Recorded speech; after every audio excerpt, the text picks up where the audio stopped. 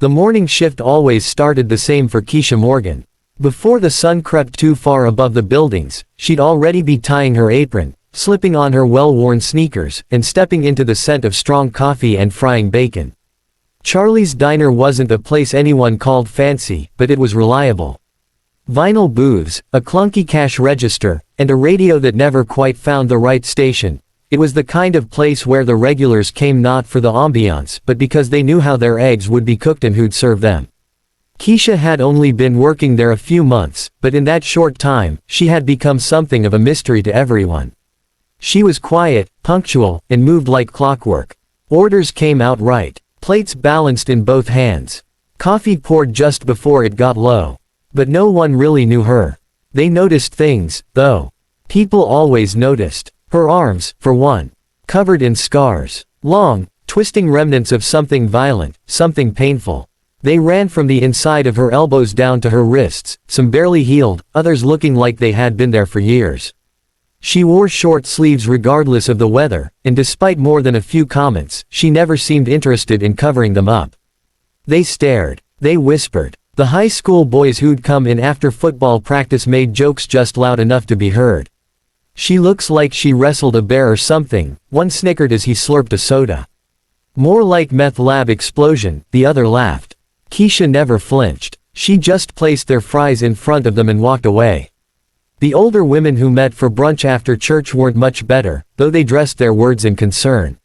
"Such a shame. Pretty girl, ruined like that," one said, shaking her head as she stirred sugar into her tea. "Why wouldn't she get them fixed? Must be mental trauma," another nodded knowingly. "Probably domestic abuse. She could at least wear sleeves. It's not appropriate for a food establishment." Her coworkers heard it all, but said little. Some were kind enough, in the way people are when they don't want trouble. They offered her shifts no one wanted, let her clean up quietly, didn't ask too many questions.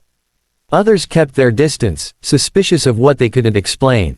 Even the manager, a heavy-set man named Todd who chewed gum like it was a nervous tick, once pulled her aside after a busy lunch rush. He was awkward about it, his voice unsure, like he already regretted what he had to say.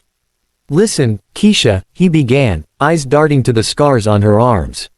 "You're doing great work, really. Customers love the service, and you're fast as lightning. It's just, well, a couple of people have said something about the arms." Keisha looked at him, calm as always. "I mean, maybe just consider a long-sleeve shirt, you know. It's just more professional," he added quickly, avoiding her eyes. Keisha didn't raise her voice. She didn't get angry. She just looked down at the deep scar that ran diagonally across her forearm and said, "No disrespect, sir. I've hidden enough." Todd paused. He wanted to say more. But he didn't. He just nodded and backed away. That was the thing about Keisha. There was a gravity to her. A weight behind the silence. She didn't boast. Didn't complain. But there was something about the way she carried herself. Something in the set of her jaw. The quiet strength in her eyes, that told people she'd seen more than she let on. She didn't have friends in the diner, not really. She came in, worked, and went home. If she smiled, it was rare. If she laughed, no one ever heard it. And when her shift was over, she'd change in the back, wrap her hoodie around her waist, and disappear out the back door. No one knew where she lived. No one knew if she had family. No one knew her story. But at night, when her apartment was quiet and her body ached from the long shift, Keisha would sit on the worn-out couch she'd bought secondhand and unwrap the bandage on her wrist.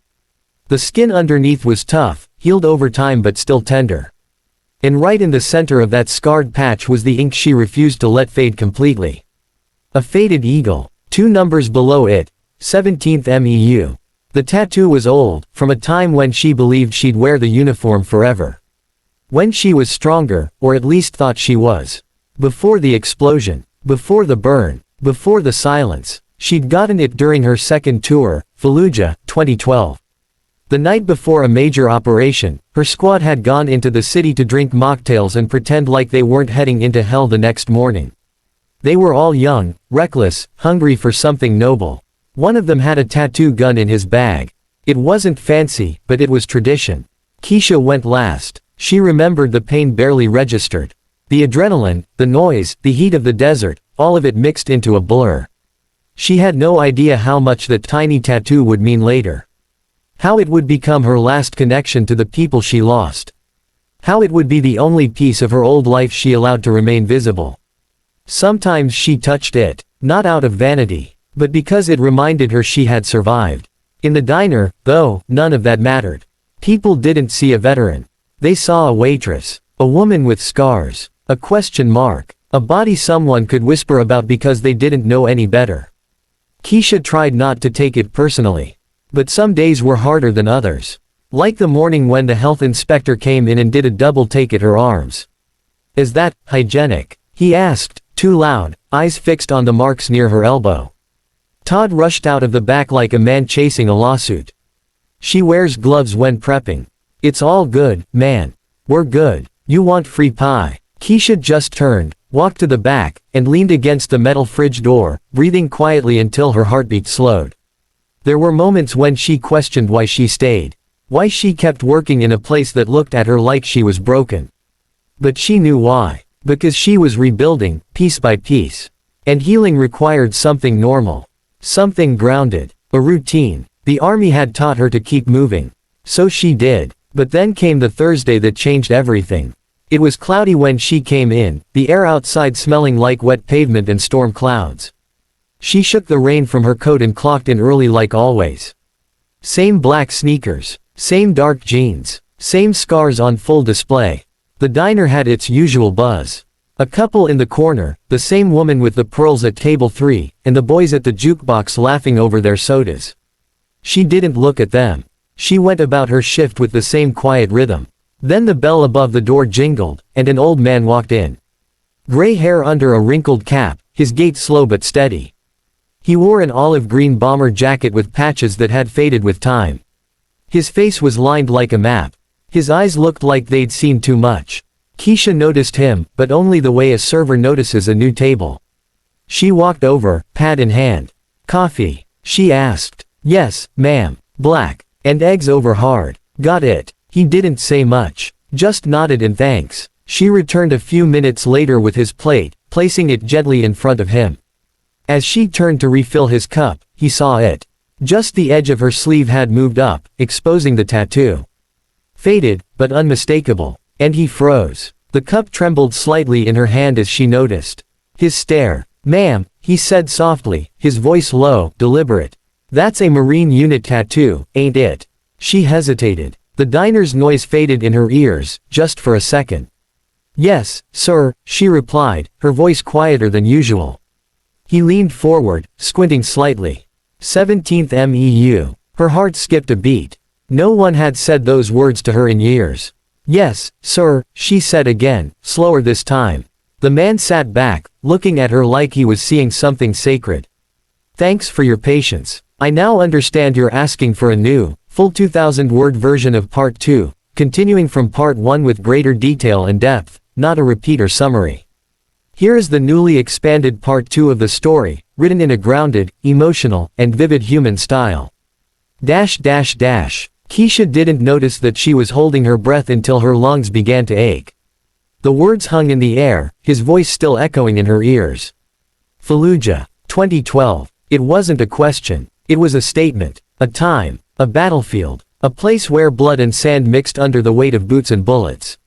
A place she hadn't spoken aloud in nearly a decade. She said it, and the sound of it left her lips like a wind from a long-forgotten land. The old man, Sam, hadn't blinked once since she spoke. His expression had changed, not to pity, not surprise, but something heavier. Recognition. The kind of look someone gives when a piece of the past they thought had vanished suddenly stands right in front of them, breathing. The diner was still. The clatter of forks on plates, the hum of the overhead lights, the murmur of conversation, it all faded into a kind of dull silence as if the room had dropped an octave. Keisha wasn't sure if anyone else even heard the exchange. But she didn't care. In that moment, the only thing that existed was the table, the man, and the words that had already been spoken. Sam pushed his plate aside, still untouched, and carefully stood. His knees gave a soft crack as he rose, but there was nothing feeble about the way he stood. His spine straightened, his shoulders squared, and then, with the kind of deliberate dignity only a soldier could summon, He lifted his hand in a formal, practiced salute. Keisha's heart paused. Her breath caught in her throat. It had been years since she'd seen that gesture directed at her. Not since she left Walter Reed Medical Center. Not since she limped off that damn transport plane with her discharge papers and the words, "non-deployable," stamped across them like a curse. No commanding officer had saluted her then. No one had even shaken her hand. She had disappeared into civilian life, wrapped in gauze and regret, and became invisible. But this man saw her. She hadn't even realized her arm was rising until it was halfway up, stiff at the elbow. Her fingers curled into a trembling edge as she returned the salute. They held it longer than protocol required. Neither blinked. Then Sam's hand dropped, and his eyes swept the room. "You all have no idea who you're standing next to," he said, not loud, but loud enough. Every head turned. The noise that had slowly begun to creep back into the room evaporated again. The teen boys at the jukebox froze mid-laugh. The older woman in pearls, mid-sip of her coffee, paused and glanced sideways. A couple at the counter leaned in slightly. "This woman here," Sam said, turning back toward Keisha, "served in one of the toughest Marine units to ever walk the desert, 17th MEU. She fought in Fallujah. That's not a TV show or a training drill. That's real. That's where the air smells like gunpowder and fear." No one moved. "She's not broken. Those scars. Those are not shame. They're proof that she went somewhere most of you wouldn't survive a minute. And came back." Keisha looked down, her hands suddenly warm and shaking. Sam pointed to her forearm. "That ink right there. That's not decoration. That's a unit marker. The same kind worn by warriors who saw things no person should have to see." The teen boys lowered their heads. One of them bit his lip. "I fought in Nam," Sam said. "Lost men, friends, pieces of myself I'll never get back. And I've never saluted anyone since I got home. Until now." He looked back at her, his gaze still unblinking. "Because I recognize what the rest of you don't." Todd, the diner's manager, had emerged from the kitchen by then, a towel in his hand and confusion on his face. He looked at Keisha, then Sam, then the room. Something had changed. He didn't quite understand what, but he saw the way everyone looked at her now. Todd cleared his throat. "Keisha," he said softly, almost cautiously, "you okay?" She nodded, but didn't speak. Sam sat back down, slow and careful this time, and took a sip of his now cold coffee. Keisha felt her feet again, though barely. She turned away from the table and walked toward the counter, every eye following her like shadows. She didn't look at anyone. Not yet. Her chest was too tight. Behind the counter, Janice, who usually kept to herself and never said more than was required, stepped forward with a napkin in hand. Her face was soft now, unsure. "I didn't know," she said. No one knew." Keisha exhaled slowly, grounding herself. "That's okay," she whispered. "I've been working next to you for months," Janice said, a little stronger now. "And I never once asked your story." Keisha met her eyes. "Most people don't want to know. They want the version that makes sense." Janice reached out, almost but not quite placing a hand on Keisha's arm. "I want to know." Keisha blinked hard. "Maybe one day." The kitchen bell rang. An order was ready. The moment broke slightly, like a thread stretched too far. Keisha turned, collected the plates, and returned to the flow of her shift. But nothing felt the same. At each table, the interactions were different now. People didn't just glance away. They met her eyes. They said thank you. They nodded, not out of habit, but out of respect. A little girl tugged on her mother's sleeve as Keisha poured coffee nearby. "Mommy, was she in the army?" "No, baby," the mother said softly. "She's a Marine." The little girl turned to Keisha with a kind of innocent awe. "Did you fight the bad guys?" Keisha crouched slightly, balancing the pot of coffee on her knee, and gave a gentle smile. "I tried to protect the good ones." The girl nodded, satisfied. Later in the day, as the lunch rush settled and the diner returned to its lazy hum, Sam remained at his table, nursing the same cup of coffee. Keisha found herself drifting near him again, this time drawn not by duty, but by something else. Kinship, maybe. Or closure. "You served with honor," he said simply, without looking up. "I tried," she answered. "No trying about it," he replied. "You're here." She sat across from him, wiping her hands on a towel. "Most days, I didn't think that mattered. It matters more than anything, he said. People like us, we carry things. Things that can't be buried. I came back different, she admitted. Not just outside. Everything changed. And people looked at me like I was broken. Sam leaned forward. You're not broken. You were reforged. The words hit her like a wave. No one had ever said that before. Not her therapist. Not the VA doctor. Not even herself. I don't talk about it, she said after a long pause. Neither do I, Sam replied. You talk when it's needed. Like now. She looked down at her arms, the scars crisscrossing her skin like a map of survival. I used to hate them. And now, I think I'm starting to see them for what they are. Sam grinned. Then you're ahead of most. They sat there for another 10 minutes, not saying much. When he finally stood to leave, she walked him to the door. He turned once more before stepping out into the light. Keisha, he said, you didn't just survive. You carried the weight. You still do. And now they see it. She didn't respond right away. Just nodded. He walked down the sidewalk, fading into the brightness of the day. Keisha stood in the doorway a long time. The sun hit her face. She didn't flinch. Didn't pull down her sleeves. For the first time in years, she let the world see her.